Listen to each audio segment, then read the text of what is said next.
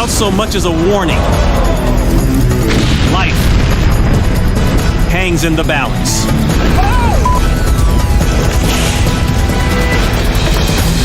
And within seconds, nothing will ever be the same.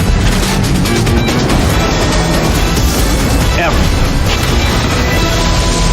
I'm Ron Pitts, and you're about to see some of the most astounding moments of destruction ever caught on camera.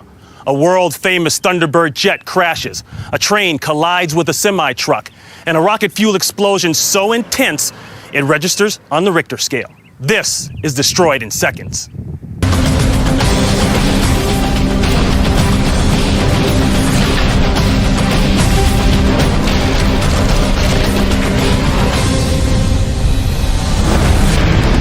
Oxnard, California.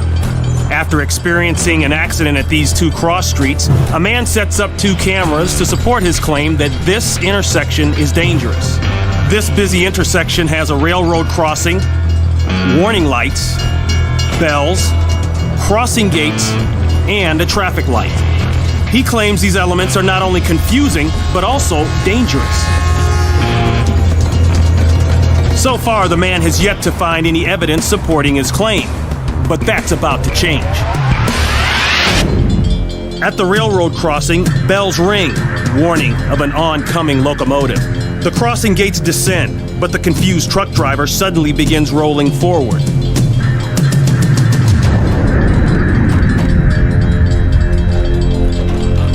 The semi stops before crossing the intersection. The driver seems unaware that the truck rests directly on top of the railroad tracks. The train engineer desperately blasts the air horn, hoping the driver will respond.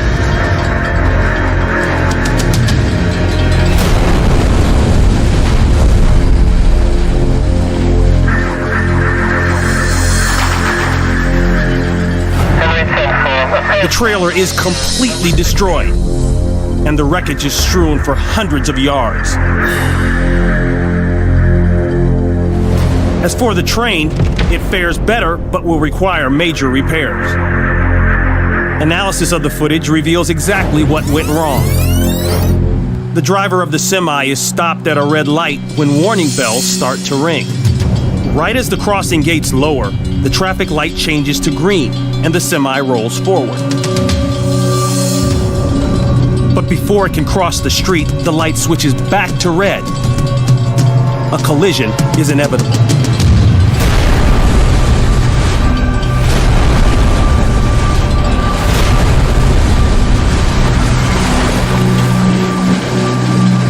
Just moments after the horrific impact, the lucky driver and her dog emerge unscathed. The 80 passengers aboard the train also escape injury. The complete destruction of this semi-trailer is a vivid reminder that when a vehicle and a train collide, the result can be catastrophic.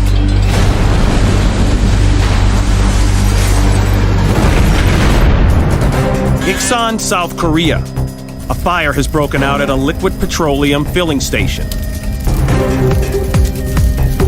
Knowing the hundreds of small fuel canisters in the area could explode at any second, firefighters risk their lives to douse the flames. But their biggest concern is the 5,000-gallon refueling truck surrounded by flames. Unfortunately, there's one thing they don't know.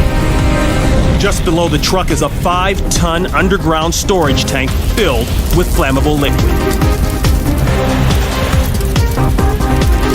Then, just when firefighters think they have a handle on the blaze,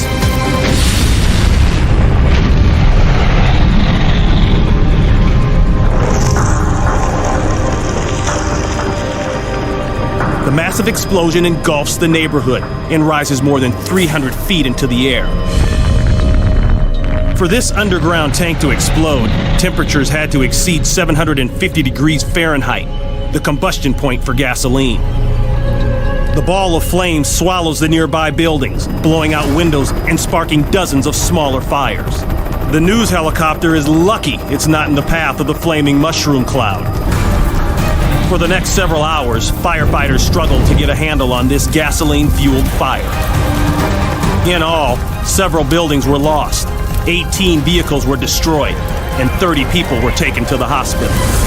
An investigation revealed that a faulty coupling connecting a filling hose to the underground tank triggered the fire that led to this catastrophic explosion.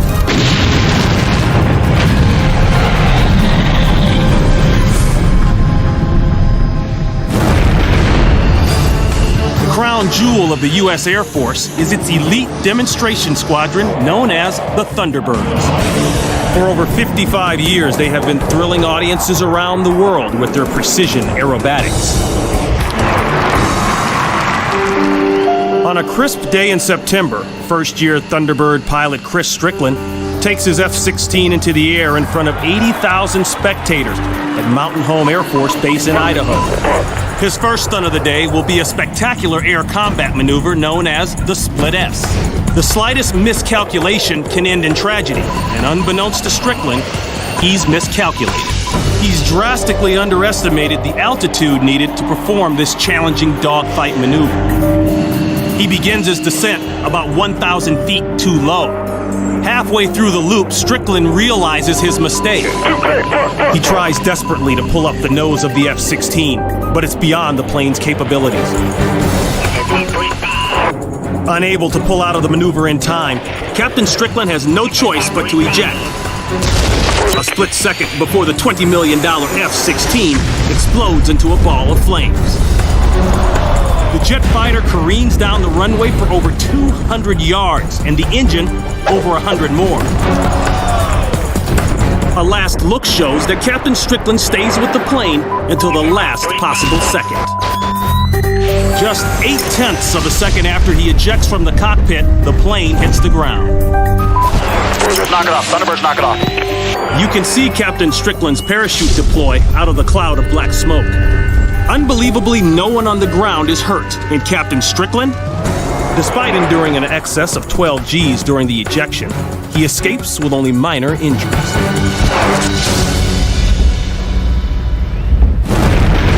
You get the hang of it. September 1997. The McDonald family is gathered in the backyard of their Middle River, Maryland home for a weekend cookout, unaware that their entire neighborhood is about to be rocked by a devastating accident.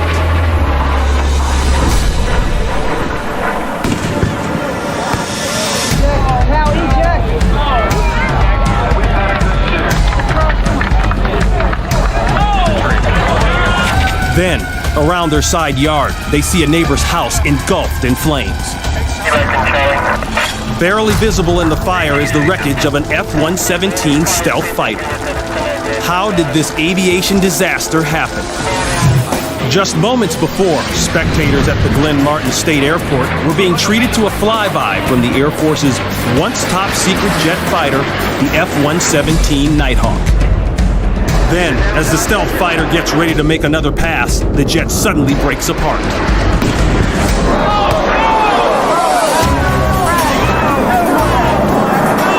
The wrecked plane plummets to the ground as the spectators watch in disbelief.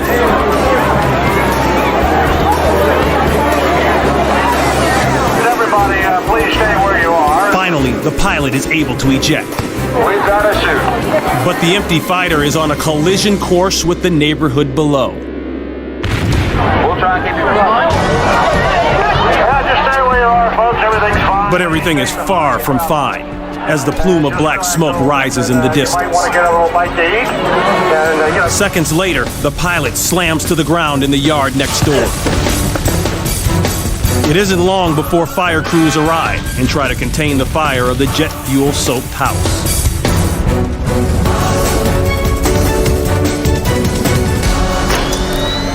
This wing of a $120 million Nighthawk is ripped from the fuselage.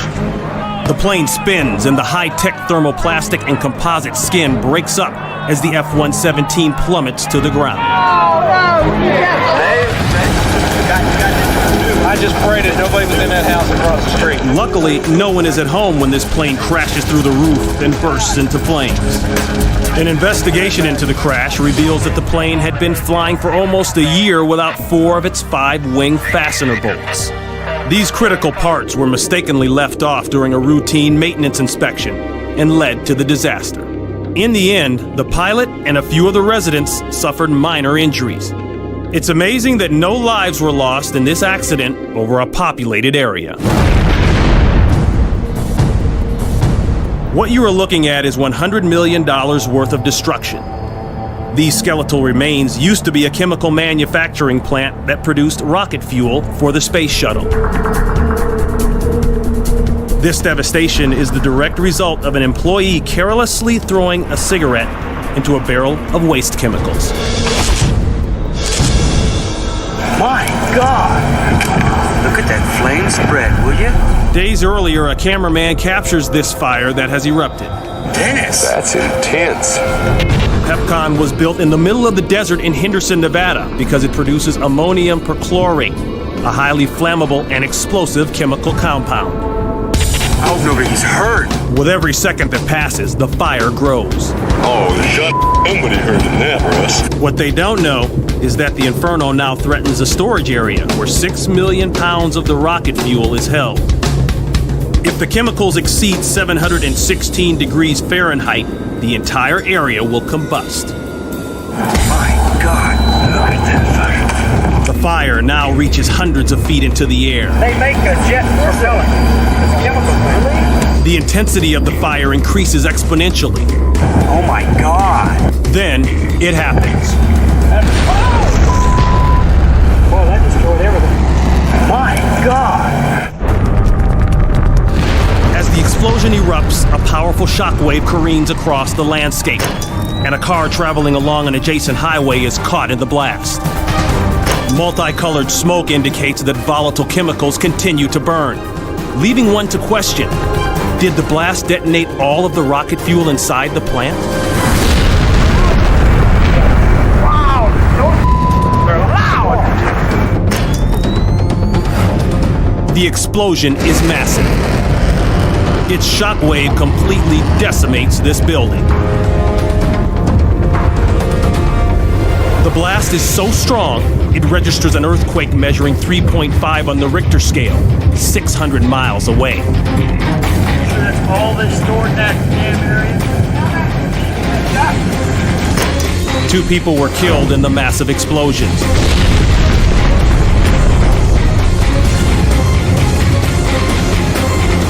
This driver was not one of them.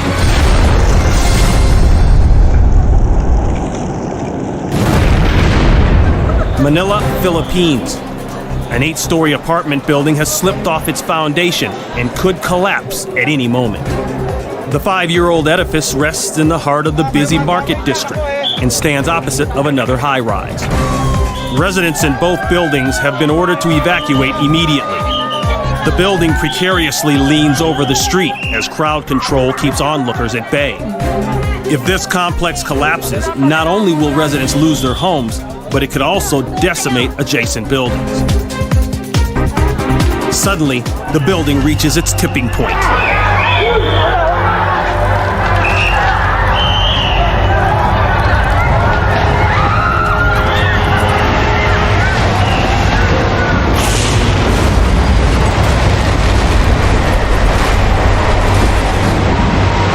The catastrophic collapse tears through Manila's vital power lines, shutting down much of the city's electrical grid.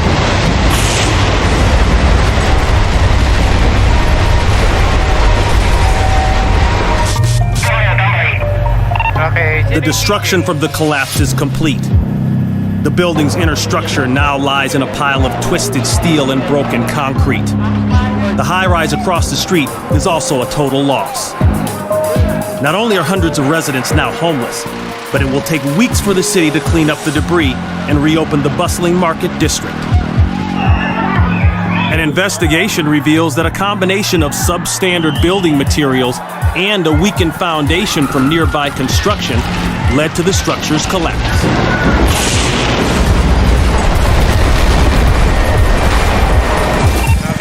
Thanks to the quick response by local police and city engineers, not one person is killed or injured in this catastrophic collapse.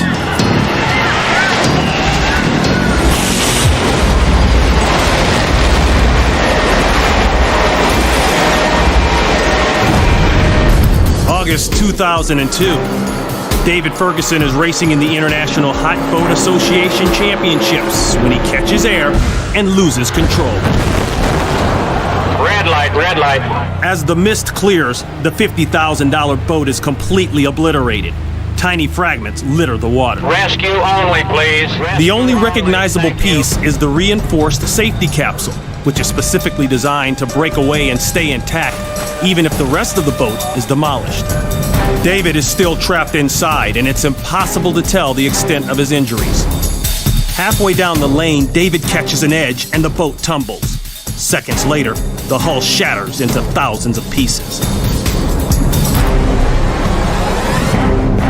Among the floating debris, the safety crew diligently works to retrieve him from the safety capsule. After 10 agonizing minutes, David is finally pulled out of the water, and to everyone's amazement, he's okay. As the rescue boat pulls into the shore, it becomes obvious just how nerve-wracking the crash was for David's wife and kids to have witnessed. I'm just fine, guys. Calm down, buddy. I'm fine. They're going to put a collar on you just for security.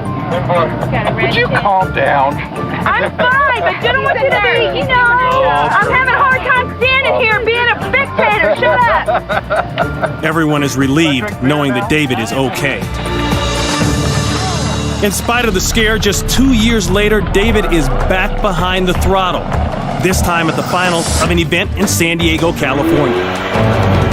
David gets a great jump out of the gate. Unaware that he's in for an easy win, he once again pushes his boat to the breaking point. Tiny fragments litter the water, and again David is left inside the Kevlar-lined and steel-reinforced capsule, his fate unclear as he bobs in the waves. The boat is reduced to fiberglass shards as David, inside the capsule, goes careening across the water. In fact, it's almost an exact replay of his earlier crash. And just like the one 2 years ago, it's impossible to tell if David is dead or alive. Rescue crews are quick to get the capsule on deck and back to the shore, where David's family anxiously awaits. But this time, David's wife's already frayed nerves are shattered. You stupid We're not doing this anymore! I hate this! David is not seriously injured. But after 2 death-defying accidents, it's no wonder his wife can't bear to see a third. January 2005. The town of St. George, Utah is bracing itself. Heavy rains, broken dams, and breached levees have caused the Santa Clara River to overflow. Now the entire area is in jeopardy. The townspeople try their best to stem the flow, but there's little that can be done. The expanding river has already devoured roads, bridges, and entire neighborhoods. Now it's turning its wrath on the homes along the river's edge. The surging water quickly erodes the soft soil along the banks, and inch by inch, the earth supporting the houses disappears into the flood. Then, the inevitable. Sagging. There it goes. Starting to crack. There it goes, guys. Holy crap. It's a devastating sight as the house, along with everything in it, collapses and is instantly swept downriver. Holy crap. Entire house. It may be the first house to go, but sadly, it's not the last. Downriver, the scene repeats itself. Again and again, homes are torn from the banks and swept away.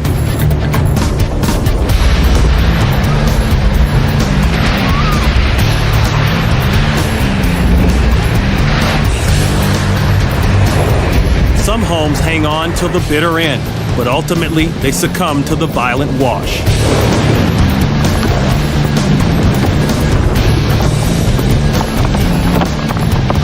No one was killed in St. George, but a total of 20 homes were destroyed by the raging Santa Clara River, and $150 million worth of damage was left in her wake. Good night, and we'll see you next time.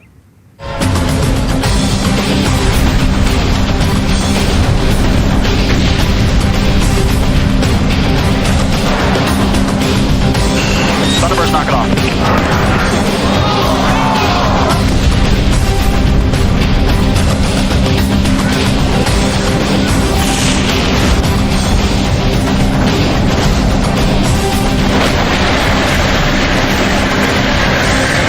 Holy crap.